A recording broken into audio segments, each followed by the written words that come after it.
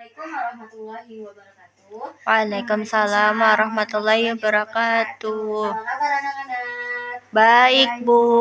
Nah, selamat pagi semuanya. Nah, kita di sini akan belajar tentang sistem peredaran darah manusia. Apakah kalian masih ingat tentang sistem peredaran darah manusia?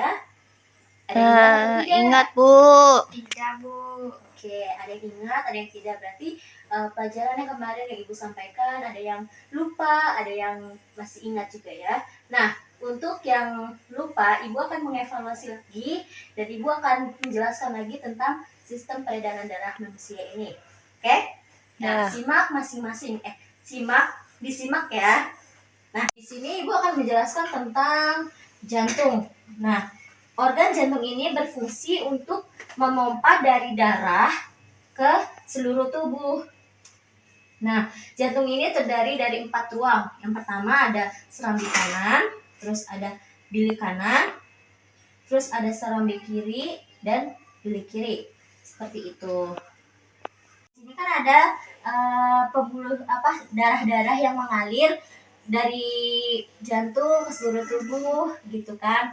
Nah, di sini pembuluh darah ini saluran tempat ini mengalirnya dari jantung ke seluruh tubuh, dari seluruh tubuh ke jantung lagi seperti itu. Nah, pembuluh darah ini dibagi menjadi 2, yaitu ada arteri pulmonalis dan ada vena pulmonalis seperti itu. Nah, arteri ini berfungsi untuk mengalirkan darah yang kaya oksigen, dari jantung ini ke seluruh tubuh seperti ini, dari jantung ke seluruh tubuh. Dari arteri ini, dari pembuluh darah arteri ini ke jantung lalu mengalirkan ke seluruh tubuh. Nah, vena ini berfungsinya itu untuk mengalirkan darah yang kaya akan oksidan. Yang kaya akan oksida ini dari seluruh tubuh ini ke jantung. Jadi dari vena ini pembuluh darah ini. Nah, dari jantung ini dari seluruh tubuh ini mengalirkan ke jantung. Jadi sebaliknya dari sini seperti itu. Oh, gitu. Dapat dipahami? Paham, Bu. Tapi kok susah ya, Bu? Peredaran darah manusia ini, alat peredaran darah manusia ini adalah ada jantung dan ada pembuluh darah. Nah, sistem peredaran darah pada manusia ini terbagi menjadi 2. Ada sistem peredaran darah kecil dan ada sistem peredaran darah besar. Nah, sistem peredaran darah kecil ini adalah peredaran darah antara jantung dan paru-paru. Nah, darah ini mengalir dari bilik kanan ke paru-paru. Terjadi pertukaran antara darah kaya karbon dioksida dengan darah kaya oksigen. Nah, ini kan darah. Darah yang kaya akan oksigen dialirkan kembali ke jantung ini, gitu. Nah, di sini itu kan ada paru-paru, ada jantung dan ada seluruh tubuh, gitu.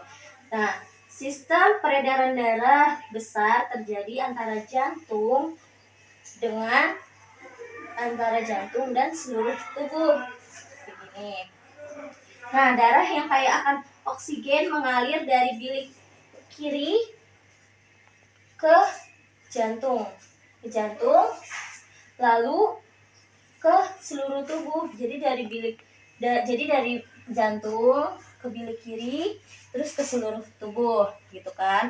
Kemudian terjadi pertukaran darah antara darah yang kaya oksigen dengan darah yang kaya karbon dioksida. Darah yang kaya karbon dioksida ini kembali ke serambi kanan, terus ke jantung. Jadi peredaran darahnya dari serambi kanan ke jantung. Seperti itu. Apakah dapat dipahami?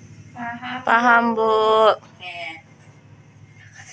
Melakukan evaluasi yang tadi Ibu sudah jelaskan, apa dapat dipahami oleh kalian semua atau tidak, gitu kan. Ibu harap kalian sudah memperhatikan Ibu dan sudah memahami apa yang Ibu sampaikan tadi. Oke? Nah, Ya, Bu. Ibu mau menunjuk Nesi. Nancy, pertanyaan satu ini, pembuluh darah yang membawa darah dari jantung disebut apa? Silahkan maju ke depan. Sudah memperhatikan tadi? Sudah, Bu. Dah. Jadi pembuluh darah yang membawa darah dari jantung, ini jantung ke seluruh tubuh, Bu. Iya. Disebut arteri. Iya. Aduh, susah ini ya. Dia peringkat 1, Bu. Jadi dia bisa jawab. Masya Allah. Iya dong. Makasih, Bu. Kasih. Iya. Nah, pertanyaan yang kedua ini, Ibu mau menunjukkan ke Zia, silakan maju. Kecil ini mah, Bu. Oke, silakan.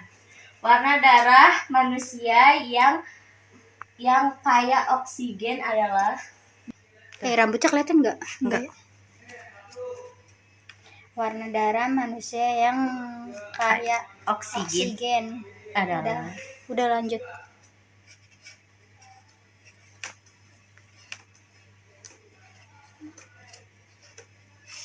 Oke, terima kasih anak pintar. Isi, Bu.